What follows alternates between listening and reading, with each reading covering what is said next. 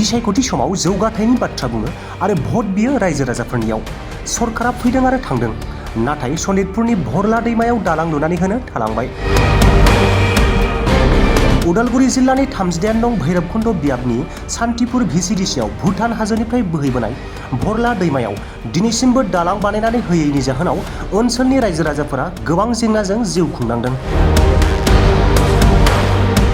हाथाय बाजार थांलाय फैलाय खालामनाय आरो फरायसाफोरा दैज्लांनि समाव हान्थिनो हायै जानाङो होननानै फोरमायदों आरो थाबैनो बनायनानै होनो थाखाय सरकारखौ खावलायहरदों। गोबां सरकार थांबाय, कंग्रेस सरकार सिगाङाव थांबाय, फैबाय आरोबाव बिजेपिआबो नै दा आरोबाव थांबावनोसै। दा बबे सरकारा फैगोन? दा बे जोंनि बे सा ओनसोलाव थानाय नैबे भरला दैमानि थाखाय रावबो सिन्थानो खालामाखै। सरकारा बबे सरकारा बिनि सायाव मा बेबस्था लागोन बिनि खुनु माबा थिराङानो गैया। जोङो खोनानो मोन्दों बे भरला दैखौ दलंनि बेबस्था खालामबाय होननानै, नाथाय बेसेबां सैथो बेखौ जों दाबो मिथिनो मोना। जुदि सरकारा बेखौ बानायनो आखायाव लादोंब्लाथ' दा बानायनो नांसिगौ। दा दैज्लां सफैनो हमबाय, नै बे दैज्लां बोथोरा सफैयोब्ला ओरैबादि खस्थ' जागोन, ओरैबादि बे दैयाव बारसोमनानै बारनो गोनां जागोन, गोजावलांगोन मानसिफ्रा, अमा दाउमा मानसि बेबादिनो गोजावलाङो। खारन बे दैया जोबोद माने स्ट्रिक्ट दै, बेयो बोलोगोरा दै। जोंनि ओनसोला जाहैबाय बे बिसेसकरि सान्तिपुर भिसिडिसि दैनि सानजाथिङैबो माखासे गामि दं आरो दै बारनानै सोनाब गालैबो बे हालामाव भिसिडिसिनि गामिफोर दङ। अन्तत माने 10-12टा गामि दङ।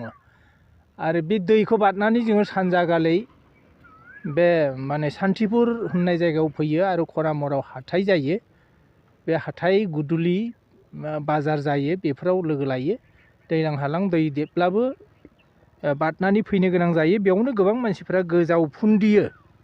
बे दैया नोंथाङा दैज्लांनि समाव नुनो मोनगोन, अखा जुग जुग हाबाय थानाय समाव जोबोद बेबादि नन स्टप जुदि अखा हायोब्ला बे दैमाया फुरा देरगोन आरो बे दैखौ बारनो हानाय नङा।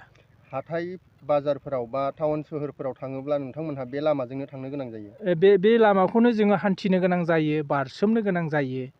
आरो ओरै जराफुख्रि जानानै गिदिंनानै थांनो हायो, नाथाय गोजान जायो।